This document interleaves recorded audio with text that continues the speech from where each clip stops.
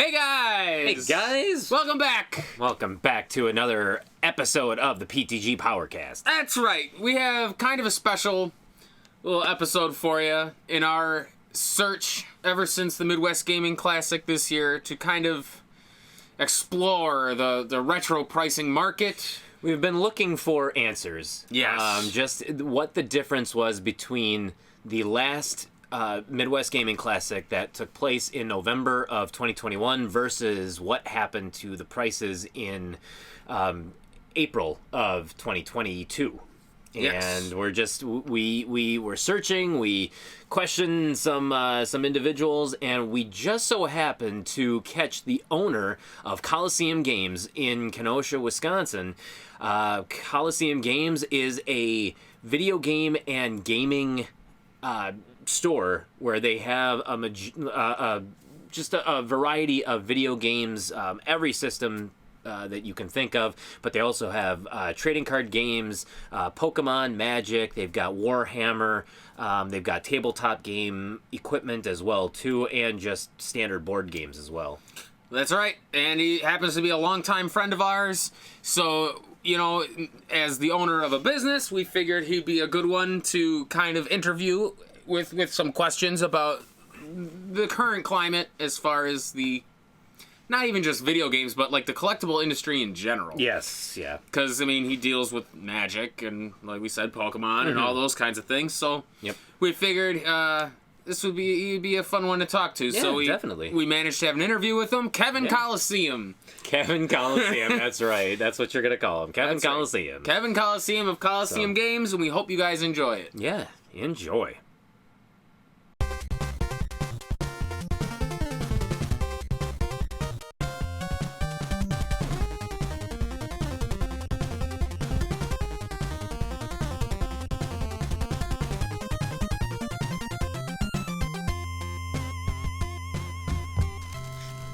Whoopsies.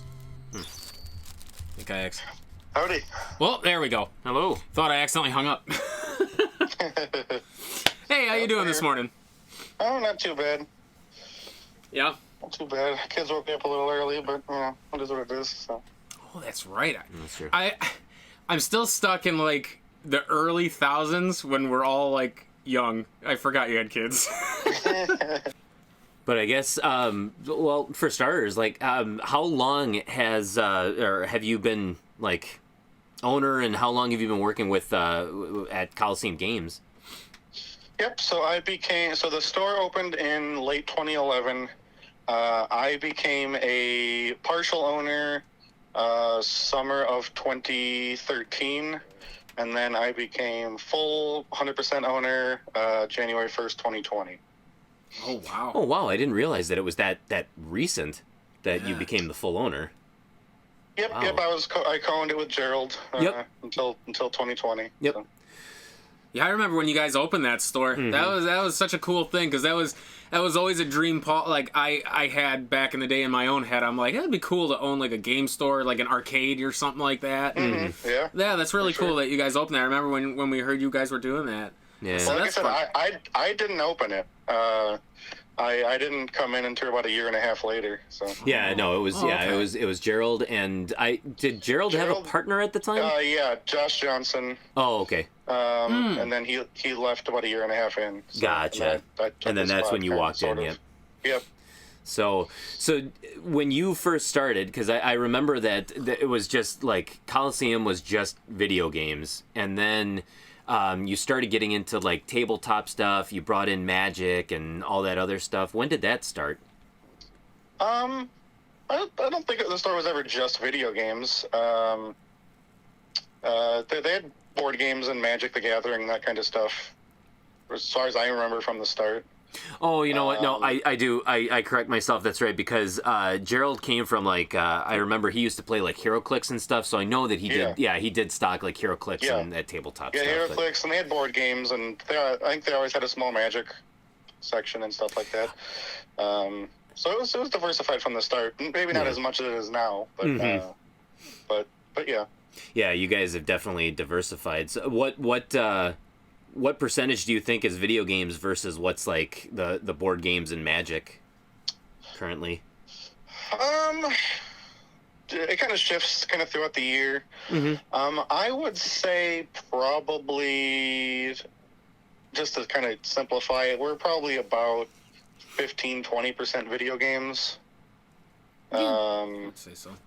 I would say probably about 50% card games like Pokemon and Magic is the biggest chunk.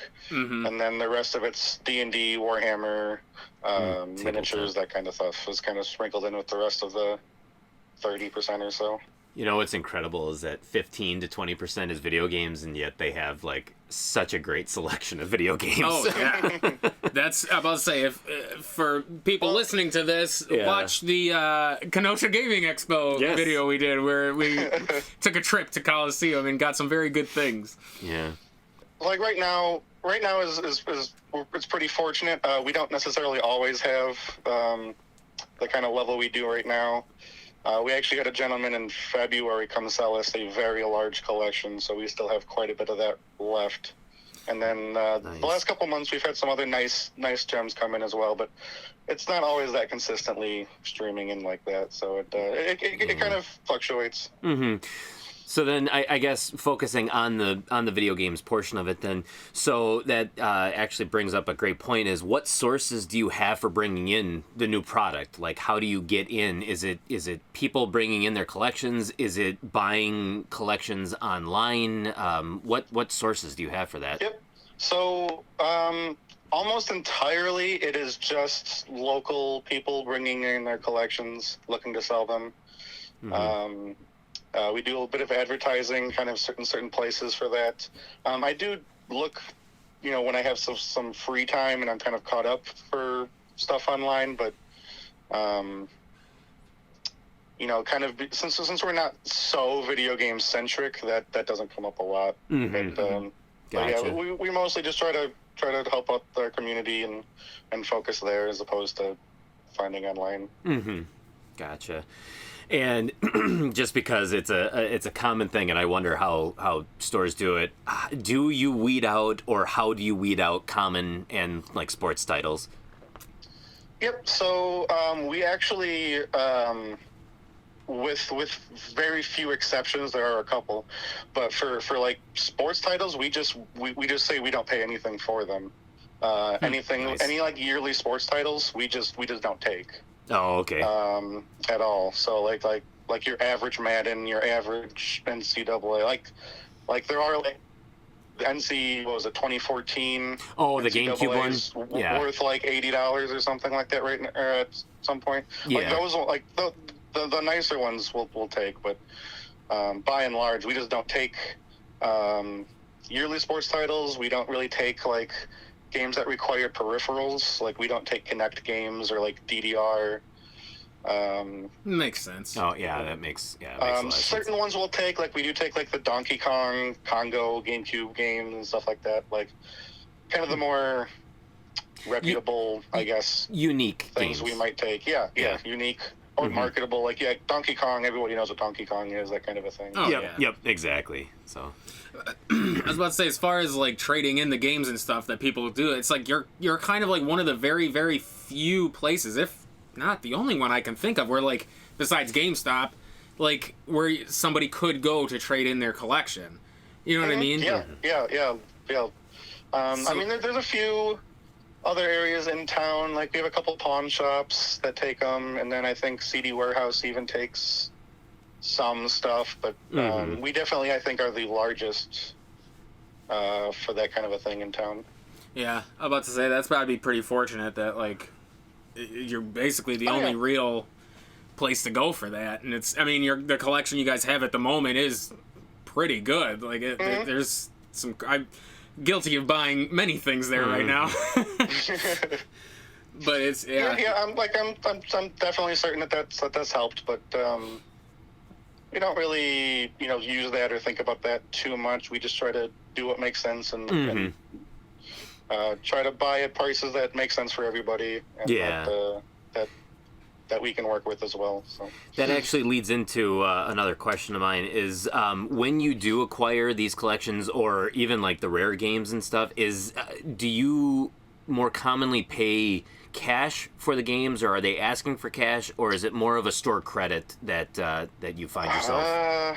Or is it? I would say it's close to split.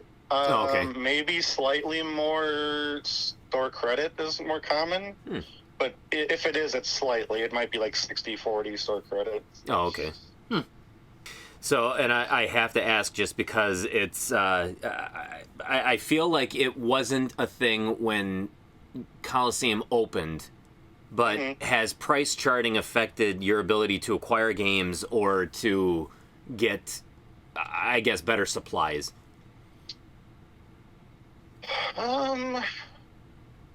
Or has it improved your ability? I think it's probably improved it. Because I think what it does is it creates. Now, price chart. Let me get started. Price charting isn't perfect for every example. Like some of the things that like sell once a year or something, like those prices are really kind of inconsistent. Yeah. But I think as a general overview, it creates sort of a baseline that we can refer to see what's going on in the market, that we can point customers to, like if someone comes in and, some people, might think, hey, this Mario 2, is worth $100. And then it gives me a point. I'm like, hey, well, this is what price charting is. This is kind of how it accumulates its data. And, right now it's like a $20 game. And I can kind of point them to that and be like, okay, this makes sense.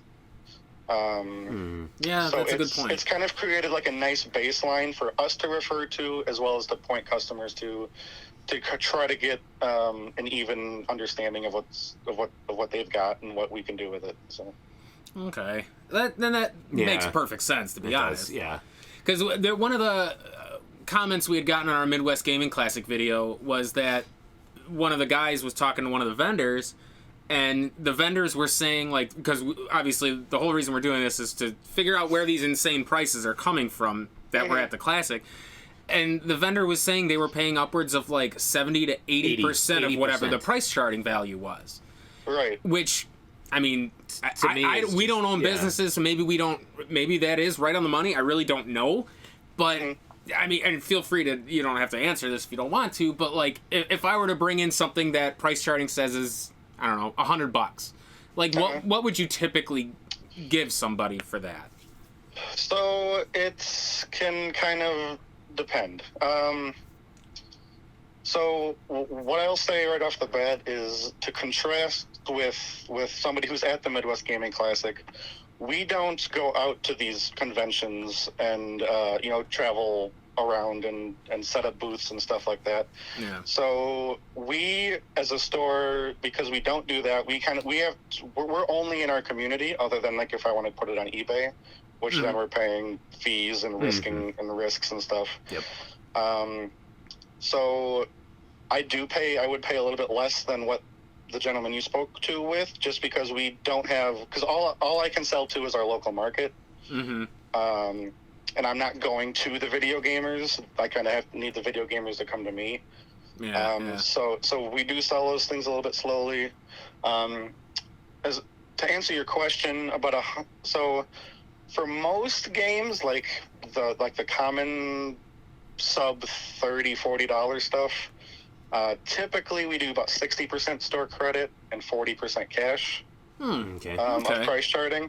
But as the value of that item creeps up like 50 plus to 100 and up, we do raise those percentages. So for something that's $100 that is relatively easy to sell. Now it's not always easy to sell anything that's $100 necessarily, but yeah, it's true. As long as it's something I'm confident I can do something with, I'd probably pay for cash in the 50 to 55%. Okay. But like I said, that does fluctuate very much depending on the game. No, so I wouldn't take that number as any sort of a baseline. No, it was. But I've paid upwards of 70% for games as well that I really wanted to bring in. So. Oh, I can imagine. It was just something that when he said that, I thought to myself, like, that is the stupidest model for buying something, because then I took the example of the $100 game. It's like, okay, so you have a $100 game. You're giving somebody $80 because you're giving them 80% of that. And then in order to do your markup and to sell it, you have to then sell it above that $100 price. So then you risk running into the fact that you're not going to sell it, or that you're going to look like a villain because you're charging $150 for a game that's $100, but that's just to make up for what you spent on it, instead of saying, okay, I'm going to give you $50 for this game. I can charge $80. I'm still making $30 profit, but then I still come out as the hero because I'm still under price charting. And it's like, and I just feel like, wow, if you're really, like, legitimately you have a business and you're paying 80%, that's just a bad business model that you're going to fail. Like, so, yes and no. So here's the thing, especially with these vendors who are going, I guess they're primarily getting their stock through these, like, conventions or booths. Mm-hmm. They typically are going to have other booths next to them. Yes. So if I'm saying I'm paying 55-60% for a game, but the booth next to me says they're paying 70% for a game, I'm never going to get any inventory. Well, that's true.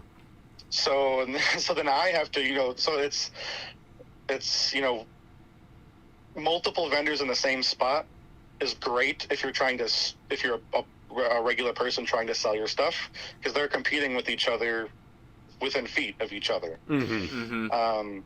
So then for whoever does actually get those games, now they have to try to turn a profit on this thing that they, at least in terms of a dealer, probably overpaid for. Mm-hmm.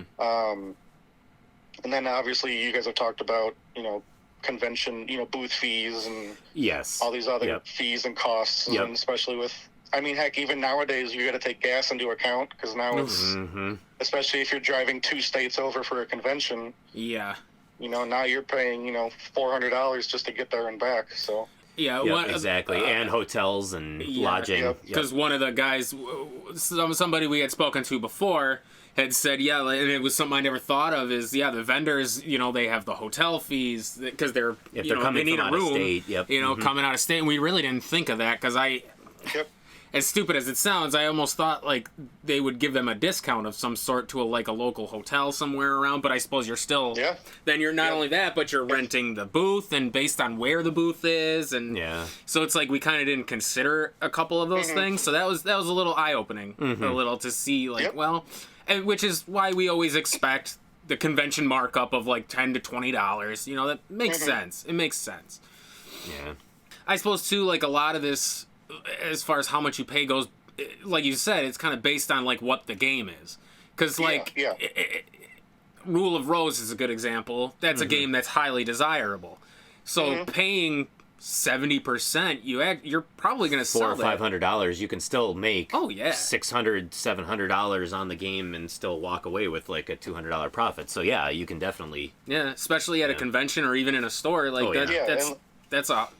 Yeah, for sure. Like, the only thing with that is, and actually, Andy was in yesterday, and he actually saw somebody buy one of my Rule of Roses. But I did. That was awesome. That big ticket is pretty difficult for me to move. Just because, again, I'm not coming to the gamers. I need the gamers to come to me. So those are usually take a little bit of a bit of a time span to get out into the hands of a customer. So, sure.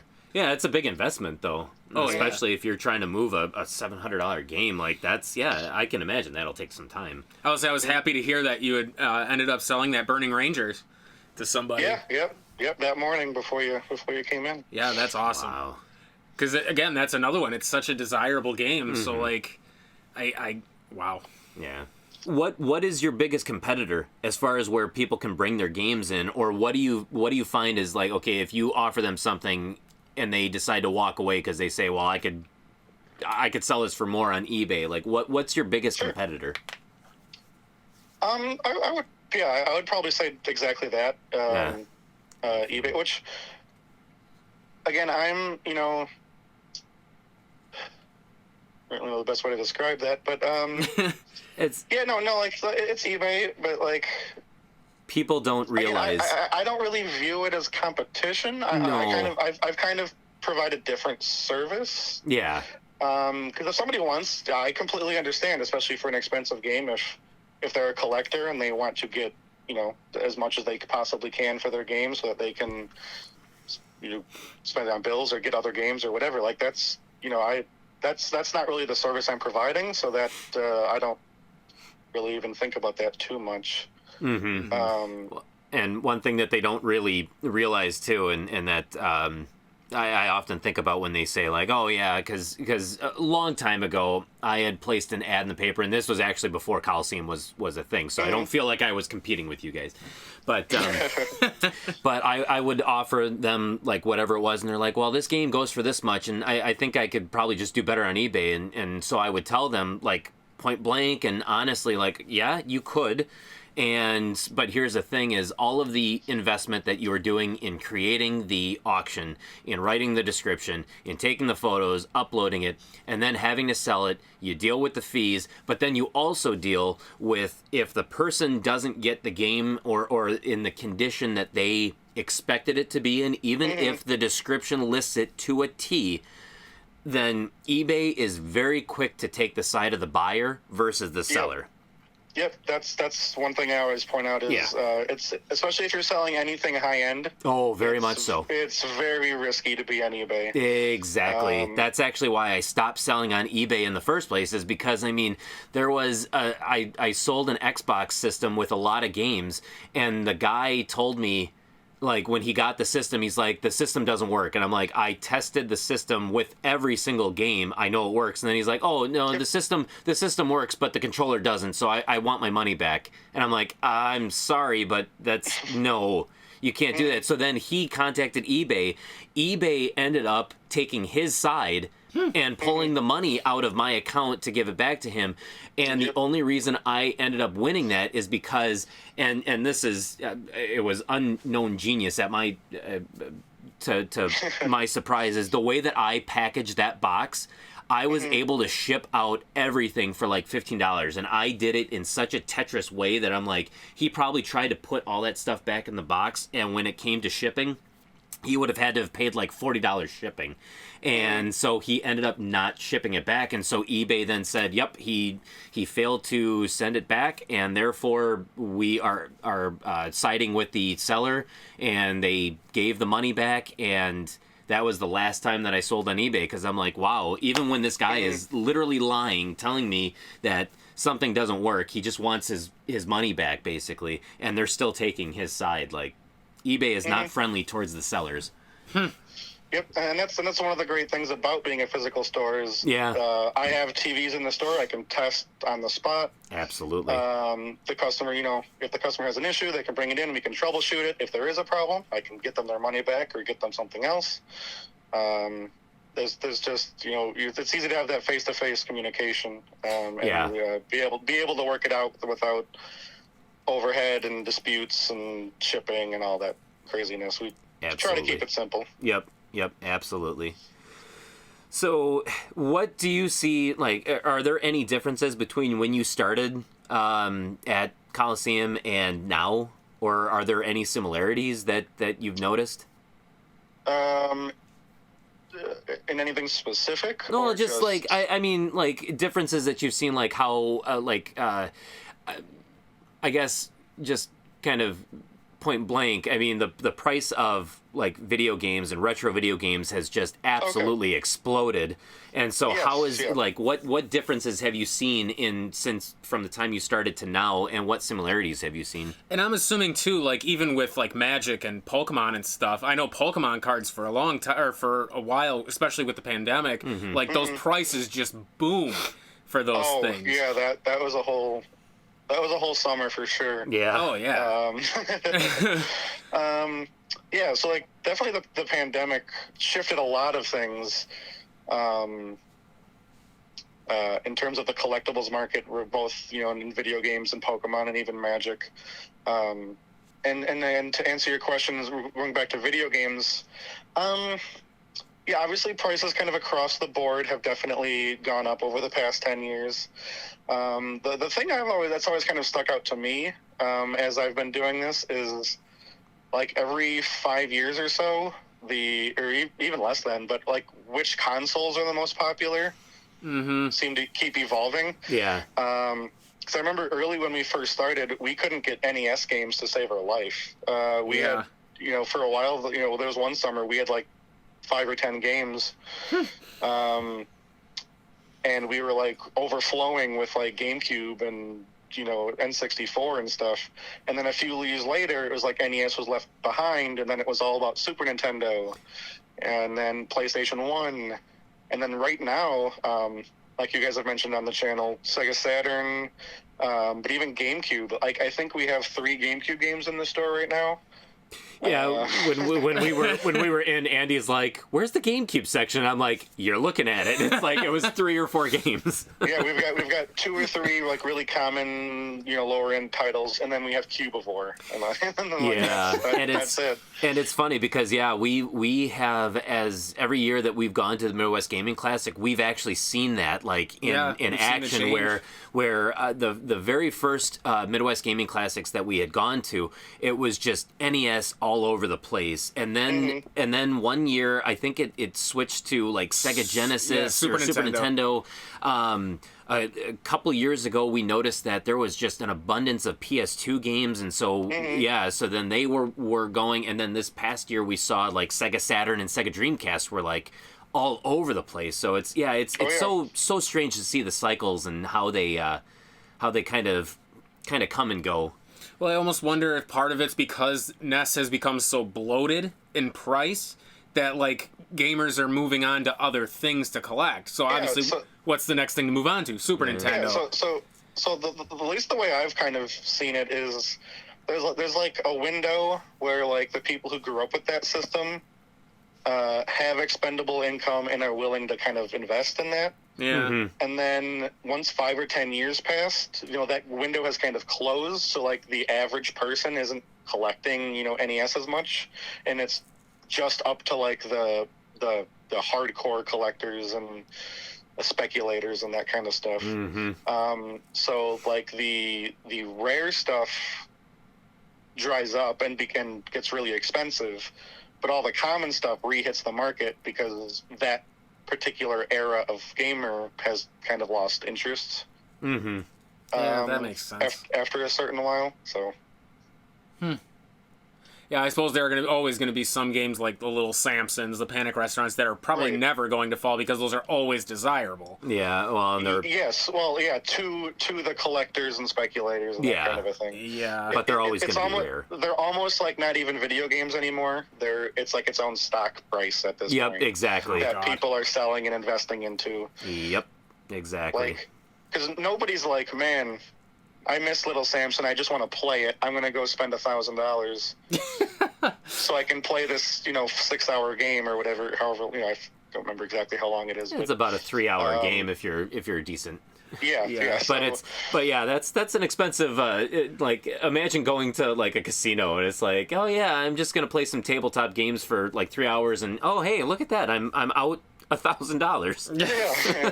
Well, that's a good point. It's really lost all notion of being a video game at this point. And that's the same way for Magic cards and Pokemon cards. I think it was last summer there was a Black Lotus that sold for like $300,000. Oh my god! That's no longer a Magic card. No, it's not. That's just an antique at this point. Yeah, because who's gonna buy a Black Lotus to put it into their deck? Yeah, come on. Yeah. If I had the money, I would, and I would show up and just be like, Black Lotus, baby. And then I would probably get mugged. Unsleeved. Unsleeved. I'm not even gonna shuffle like a traditional. I'm just gonna roll them around the table. The best thing is you put that into a deck with like unhinged or unglued cards, and it's like the person's like, you play a card like, rip up this card. That's just a power move at that point. Yeah, exactly. You're just establishing dominance at that point. I would just, if my opponent did that, I'd be like, just win. You got it. You got me. You got me. No, that's actually a really good point. I've never really thought about it in terms of that, where it's like there comes a point where the video game fails to, like, it no longer identifies as a video game per se because it's just so expensive, and that's why we've even said, and because I mean, I'm not one to like encourage like pirating and like emulation and stuff, but games like Little Samson, Panic Restaurants, like you can't realistically buy those games anymore. Like you have to play if you want to play them or try them out, because they are fantastic games. You have to emulate them. You have to find, like, you have to buy the EverDrives. You have to get the 100%. Yeah. So that's a very interesting point that I've never really thought of until you said that. So what's the most difficult aspect of working in the business that you're in?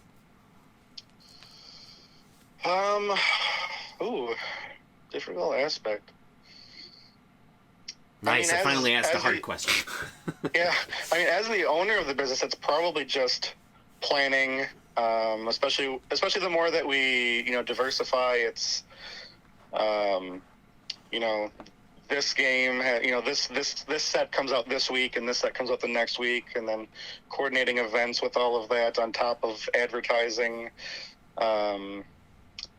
We're growing. We keep increasing our employee count. So it's, it's just learning to stay on top of the staff and the store, and, communicating, everything to our customers. And, because I don't come from a business background, so I've been kind of learning as I go, over the past 8 years. So I've got a decent handle on it, but, I'm still learning, I'm still growing, I'm still trying to figure everything out. So,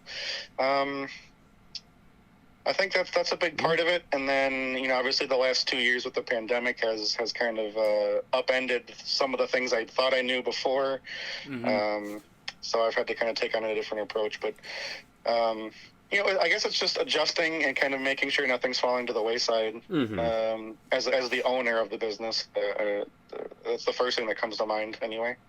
And I wanted to say, I'm glad that you guys survived the pandemic, considering how many businesses closed because of it. I was literally just going to say that is congratulations on weathering the storm, because there was a lot of businesses that did not weather it, and I'm so glad and I definitely, seen that. I've got family members who are in businesses that struggled, and I definitely feel very lucky and grateful.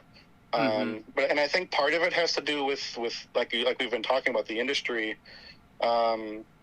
And like collectibles, kind of skyrocketing during the pandemic. So when we reopened from lockdown, we actually saw renewed interest, because people were calling us for Pokemon 12 times a day, looking for Pokemon cards. And, video games, interest in video games grew because people were stuck at home and, wanted something to do. So I think I was just lucky to be in sort of a sector of that actually saw increased interest during the pandemic, as opposed to like restaurants and some of these other sectors who unfortunately just, there was nothing they could do, and they just took a big hit. So when actually that brings up a question, is when the pandemic hit and businesses were forced to close, did you find some way to operate, like through Facebook, or were you just basically just closed and kind of figuring out what the next steps were? No, we closed, and then that actually finally pushed me over the edge to open up an online sales point. So before we didn't do any sales online at all. Now we have a website, ColosseumGames.shop, where you can see like board games, role-playing games, card games. I don't have video games on there just because I didn't want to deal with condition issues for, like, if I shipped out a video game and they didn't like the condition it was in. Of course. And especially because it was so short notice, I was like, okay, I'll just focus on the sealed stuff and the kind of more ready to go categories of the store. So that pushed me to do that. So I worked on that from home during the pandemic, getting that set up, while continuing, we used you set up a bigger storefront on TCG Player, which is a channel where you can sell cards and stuff like that. So I definitely got reinvigorated me to push some more stuff online, which is, I think, a natural, reaction to that. So that was, me and my wife actually both worked on that quite a bit. She helped me out while I was home here in the basement for that couple of months. Yeah. So then when we reopened, we kind of had that two-front, as physical shopping kind of started to reopen. We had a couple approaches now to manage, which again has kind of helped with my evolution and growth as a business owner. So. Yeah, for sure. Well, I mean, because you had mentioned you set up events and stuff, and it's like, I suppose, do you do anything like kind of special to keep people's interest in? Because I would imagine most, like, at some point that fatigue comes in, like with any game, like card game or whatever, where it's just like, all right, it's another set coming out. Like, do you guys do anything special to kind of keep their interest level up, to keep them coming back, or is it just kind of you just let it ebb and flow and see what happens? We do have like semi-special events every time a new set comes out. We have a pre-release event, which is kind of a different way to play the game. Most especially Magic has almost 10 different formats, different ways to play the game. Oh yeah. So we'll have different events to kind of encourage maybe build a new deck for a different type of format. And then before the pandemic, they had like the professional level tours and stuff. And local stores could run events to help people qualify and get on those pro tours. We would hold those special, like almost regional type events before. Oh, cool. And that had shut down for a while, but they actually are starting that back up, and we have one in, I think it was August or September. I forget the exact date at the moment. So starting to roll back into that more of a regional kind of attract from other markets type of an event for Magic. And then right now, Pokemon, we're just kind of keeping it casual. We want to make sure, everyone's comfortable, like, everyone's safe. Pokemon's putting a really big emphasis on, masking and hand washing and that kind of a thing. They've got extra rules in place, and we're trying to make sure that we're doing that and keeping everyone safe. They're still not quite yet to where they're launching big events, but well, Pokemon's so strange too, because I feel like a lot of people don't even really know how to play Pokemon as opposed to Magic. It's just very funny.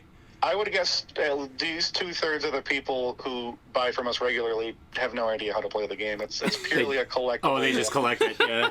Yeah. Which, as somebody who does know how to play, and we played a lot, as we got old, it almost makes you mad, because it's like, damn it, I just wanted to buy a deck somewhere or buy some cards, and you couldn't find any anywhere, because at one point Paul and I were like, you know what, I'd love to kind of look into these newer sets and maybe start putting decks together, and then we're just like, nope, can't find them for one, and I was not willing to wait in line. I'll be talking to people, and they'll be like, yeah, we don't even know how to play, we've just been collecting. I'll be like, oh, would you like to learn? No, I no interest, none. It's all they cares about the collecting, and it's sex, which is fine.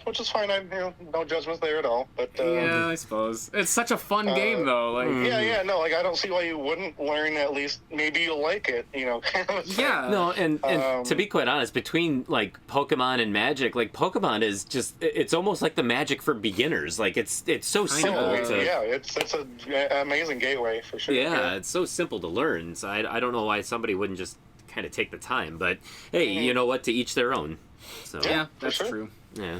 Is there anything else that you want to throw out there? Just kind of remind people where your store is and how to get to you and how to visit you? Yeah. We are we are in Kenosha, Wisconsin on Highway 50, which unfortunately at the moment is kind of torn to heck with construction. But construction sucks. You can still get there. It's 5719 75th Street in Kenosha.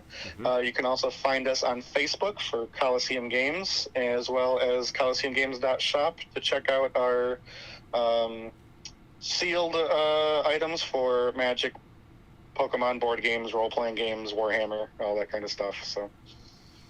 Nice, very All nice. right. Yeah. That construction sucks on Oh, everything. no, God. There's so much. Oh, and I do just want to point out, Colosseum is Colosseum.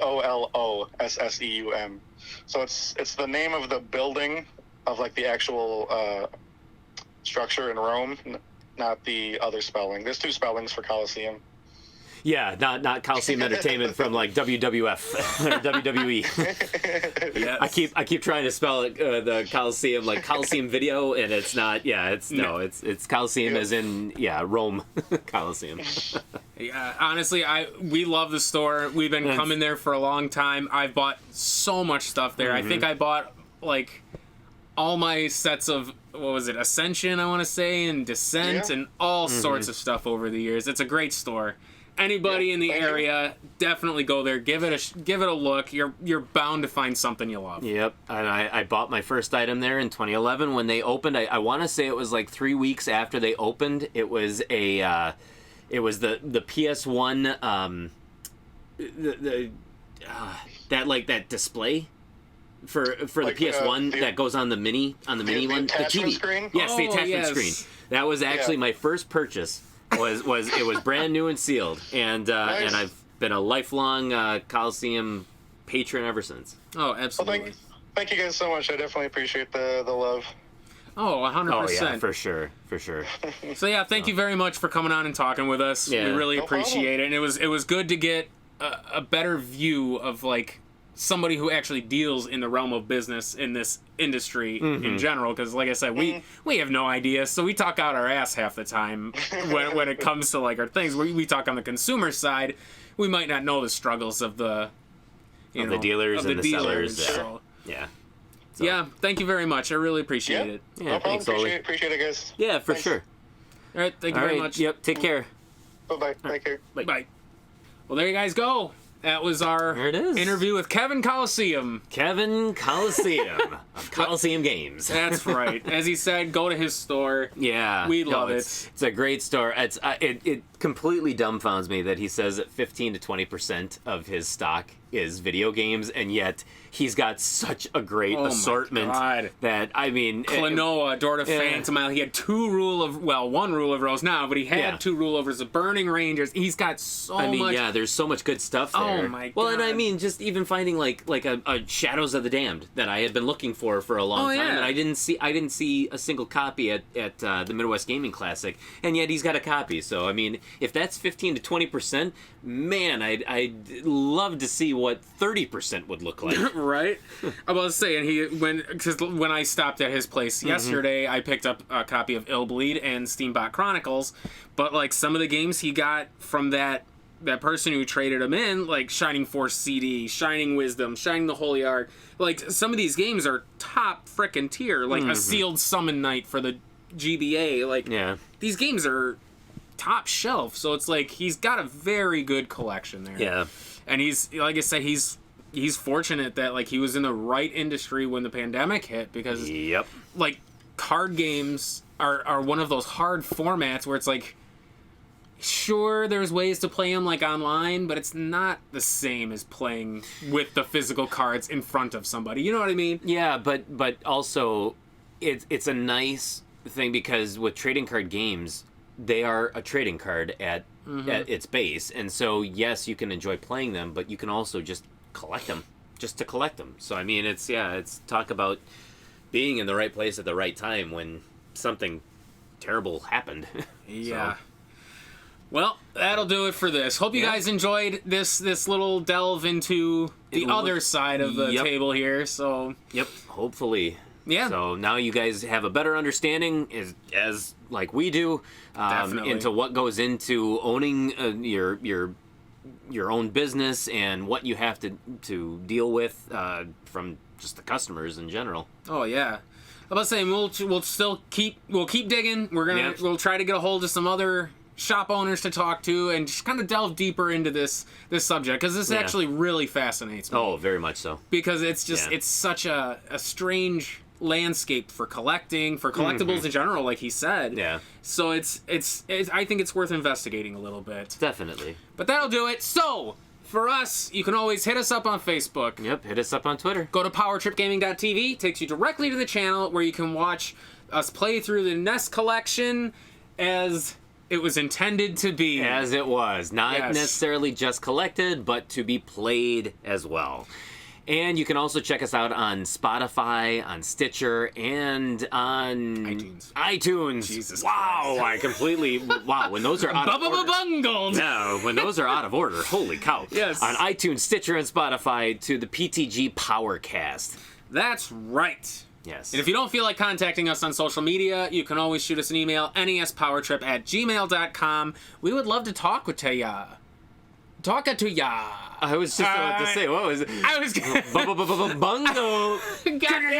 Combo breaker. Shit, like I had a thought and then halfway I was gonna redirect it and I mentally tripped over my own left foot. That was horrible. Well, next time on Power Trip. That's right.